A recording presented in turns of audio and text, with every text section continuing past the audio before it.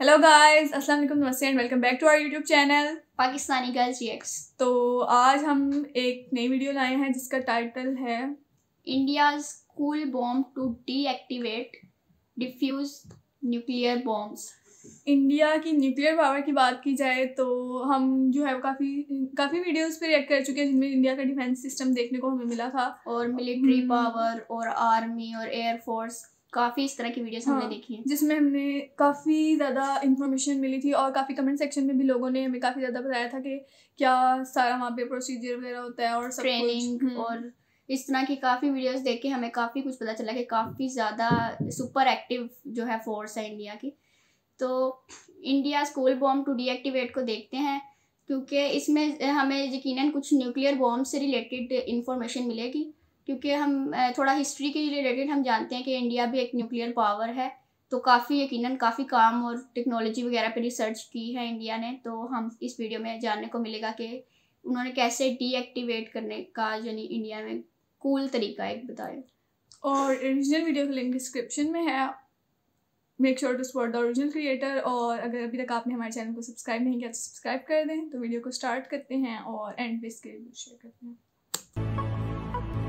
Subscribe कीजिए defence squad channel को और बेल आइकन को दबाइए लेटेस्ट डिफेंस वीडियोस सबसे पहले देखने के लिए। हेलो डिफेंस लवर्स, स्वागत है आपका डिफेंस ज्ञान सीरीज के एक फ्रेश एपिसोड में। आज के एपिसोड में हम एक ऐसे कूल बॉम्ब के बारे में बात करेंगे जो न्यूक्लियर बॉम्ब के इफेक्ट को भी कम करने में सक्षम होगा। और इसमें सबसे दिलचस्प बात यह है कि इस कूल बॉम्ब को बनाने में इंडियन मैथमेटिशियंस काम कर रहे हैं। तो चलिए जानते हैं कि आखिर ये कूल बॉम्ब है क्या। So without wasting the time, let's begin.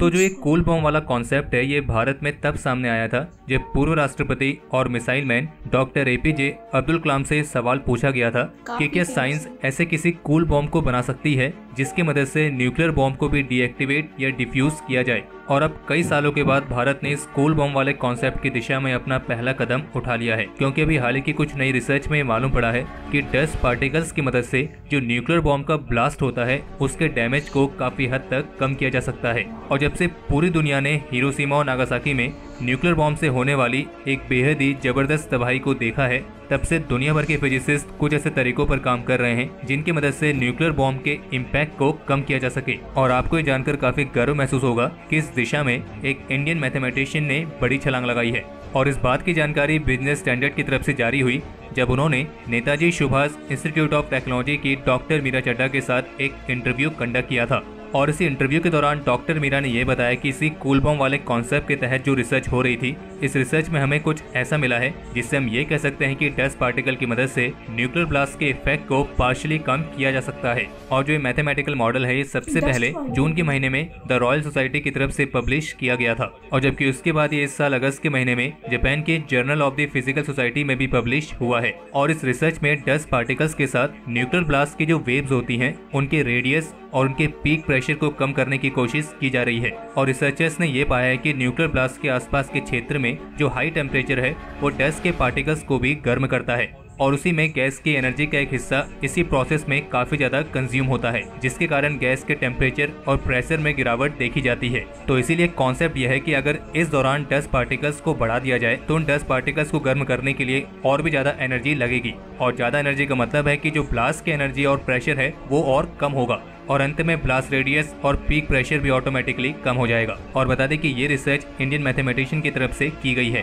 हालांकि डॉक्टर मीरा ने बिजनेस स्टैंडर्ड के साथ बात करते हुए ये भी बताया कि डस्ट पार्टिकल को बढ़ाकर एक छोटे न्यूक्लियर एक्सप्लोजन के प्रभाव को कम किया जा सकता है, लेकिन अभी भी हमें अपने इस दावे को एक बड़े लेवल पर साबित करने के लिए एक डिटेल्ड लेबोरेटरी एक्सपेरिमेंट कंडक्ट करने की जरूरत है, जो कि कंट्रोल्ड एनवायरनमेंट के अंदर किया जाएगा। और इसलिए इस पर काम चल रहा है और इसकी रिसर्च के लिए ministry of science and technology की तरफ से फंड दिया गया है। हालांकि जो ये मैथमेटिकल मॉडल है ये एक लेबोरेटरी में विकसित हुआ है और अभी इसे फुली टेस्ट किया जाना बाकी है, लेकिन इस पर काम करने वाली टीम अपने इस मॉडल को एक बड़े लेवल पर टेस्ट करने के लिए एक प्रस्ताव को तैयार करने की प्रोसेस में है। और फिलहाल अभी इस मॉडल को टेस्ट करने के लिए अगला कदम है लैब टेस्ट, यानी कि ये टेस्ट ऐसे इंस्टीट्यूट्स में किए जाएंगे जहाँ पर इसके लिए फैसिलिटी मौजूद है। और डॉक्टर मीरा का कहना है कि अभी इसके लिए फॉर्मल प्रपोजल तैयार किया जाना बाकी है, यानी कि वैसे तो अभी रिसर्च अपने शुरुआती चरण में है और अभी इसमें और भी कई सारी चीजें होनी बाकी हैं। और अभी इसके लिए जो सबसे मेजर रिक्वायरमेंट है वो ये है कि एक ऐसी मैथमेटिकल रिसर्च सेंटर कम टेस्टिंग लेबोरेटरी को बनाया जाए जहाँ पे इस मॉडल को एक रियल एनवायरनमेंट में टेस्ट करने की फैसिलिटी हो।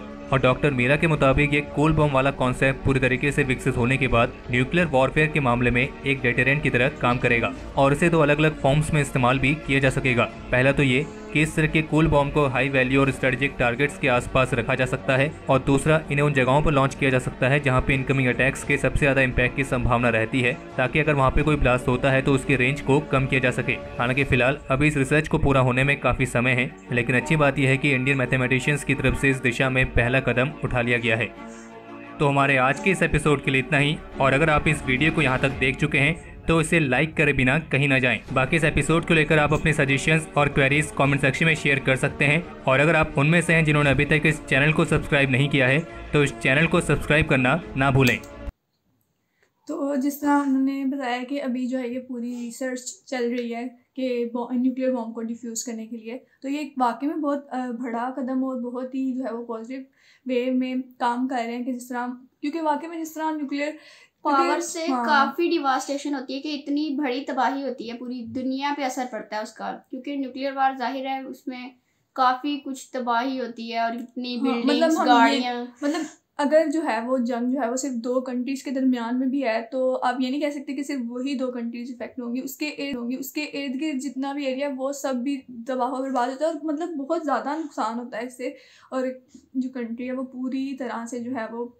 मतलब देखा जाए तो ये सुन के कितनी हैरतज़दा बात है कि इंडिया इस पे कितना काम कर रहा है, कि यानी कोई भी, बहुत कम लोग जानते होंगे क्योंकि ज़्यादातर लोग यही जानते हैं कि मूवीज़ देख ली इंडिया की या कुछ ट्रैवल वीडियोस देख ली, ट्रैवलिंग वीडियोस और इस तरह की, लेकिन इस तरह की वीडियोस भी बहुत ज़्यादा इन्फॉर्मेटिव होती हैं कि इसमें हमें पता चलता है कि कौन सी कंट्री कितना काम कर रही है टेक्नोलॉजी के ऊपर और कितनी इन्फॉर्मेशन है, कि यानी उनके इंडियन मैथमेटिशियन और साइंटिस्ट ने इतना काम किया कि डस्ट पार्टिकल से उन्होंने सोचा कि कैसे न्यूक्लियर बॉम्ब को डिफ्यूज़ किया जा सकता है। और होप सो ये है कि ये जो रिसर्च जिस पे वो काम कर रहे हैं वो सक्सेसफुल हो जाए। हाँ, क्योंकि जाहिर है ये अगर ये काम इंडिया भी करता है तो बाकी कंट्रीज उनको सीखने को मिलेगा कि वो इंडिया से सीख सकते हैं कि किस तरह उन्होंने भी काम किया, क्योंकि जाहिर है आप जब मेहनत करते हैं, हार्ड वर्क करते हैं तो आपको कामयाबी ज़रूर मिलती है।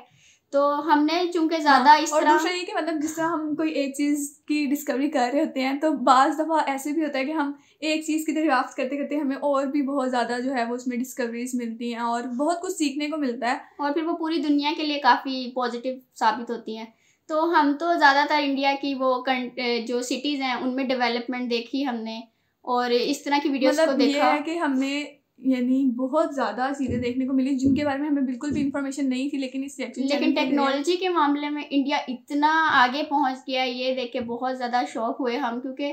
हाँ हमने ज़्यादातर कंट्री में जो सिटीज़ हैं उनको ही देखा कि उनमें काफ़ी काम हुआ है, बिल्डिंग्स बनी है, लेकिन टेक्नोलॉजी और स्पेस में इतना काम किया है इंडिया ने, तो ये देख के भी काफ़ी अच्छा लगा। तो ये सब कुछ देख के वाकई में खुशी होती है कि मतलब इतनी ज़्यादा फील्ड्स में जो है वो, यानी हम ये नहीं कह सकते किसी स्पेसिफिक फील्ड में काम हो रहा है, मतलब हर फील्ड में ही जो है वो बहुत ज़्यादा डेवलपमेंट हो रही है और हर चीज़ में काम हो रहा है। तो ये कि आप हमें मज़ीद इस तरह की अच्छी अच्छी वीडियो सजेस्ट करते रहें, और हमारी वीडियोज़ अगर आपको पसंद आ रही हैं तो उनको लाइक करना मत भूलें, सब्सक्राइब करें और शेयर करें। तो मिलते हैं नेक्स्ट वीडियो में, तब तक के लिए अल्लाह हाफिज़।